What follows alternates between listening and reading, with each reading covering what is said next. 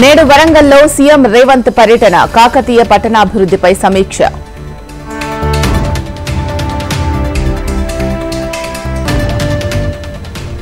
నేడు కొండగట్టు అంజనను దర్శించుకోనున్న ఏపీ డిప్యూటీ సీఎం పవన్, స్వామివారిని దర్శించుకుని మొక్కులు తీర్చుకోనున్న జనసేనాని.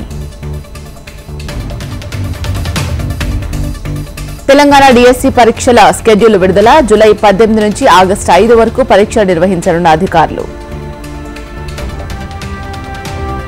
4 రోజుల్లో రుణమాఫీపై మార్గదర్శకాలు. రేషన్ కార్డు ప్రామాణికం కాదన్న రేవంత్ రెడ్డి.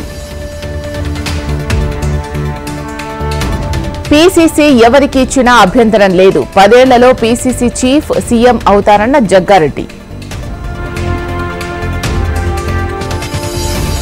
జాతీయ రహదారులపై మంత్రి కోమటిరెడ్డి సమీక్ష. గ్రీన్ ఫీల్డ్ హైవే కోసం డీపీఆర్ సిద్ధం చేయాలని ఆదేశం.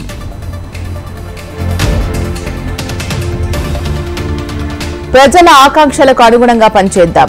మెరికల్ లాంటి నేతలను తయారు చేసుకుందామన్న కేసీఆర్.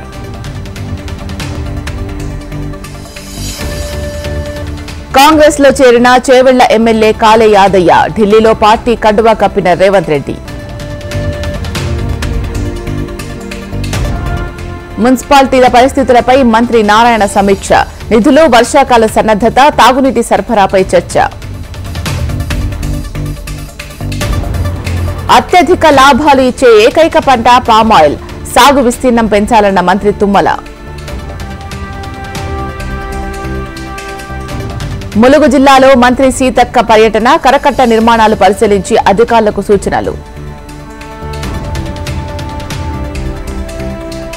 రైతు భరోసా కోసం రైతాంగం ఎదురు చూస్తోంది.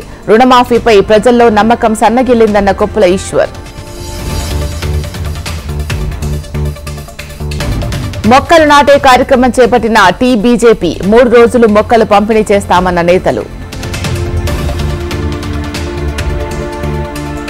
మేడిగడ్డ బ్యారేజీలో మరమ్మత్తు పనులకు బ్రేక్. భారీగా వరద నీరు వస్తుండటంతో పనులకు ఆటంకం.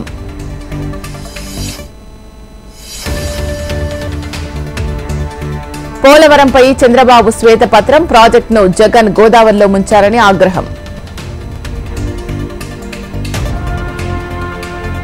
పోలవరం విషయంలో తప్పు చేయలేదన్న అంబటి. ప్రాజెక్టుపై చంద్రబాబుకు శ్రద్ధ లేదని కౌంటర్.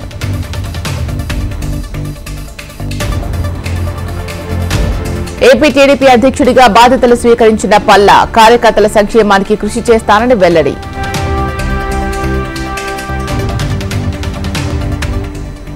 ముగ్గురు ఐపీఎస్ అధికారులను బదిలీ చేసిన ఏపీ సర్కార్. సిఐడి అదనపు డీజీగా రవిశంకర్ అయ్యన్నార్.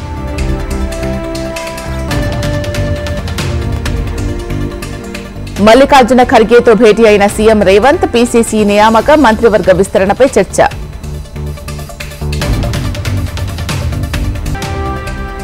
తిరుమల మార్గంలో ఏనుగుల హల్చల్. ఘాట్ రోడ్ 7వ మైలురాయి వద్ద సంచారం.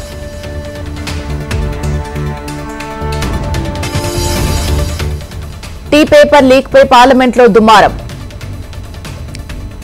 విపక్షాల ఆందోళనతో సభ సోమవారానికి వాయిదా.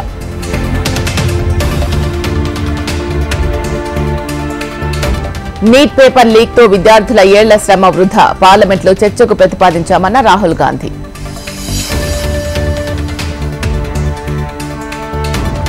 చరిత్ర సృష్టించిన భారత మహిళా జట్టు. సౌత్ ఆఫ్రికాతో ఏకైక టెస్టులో ఒకే రోజు 525 పరుగులు.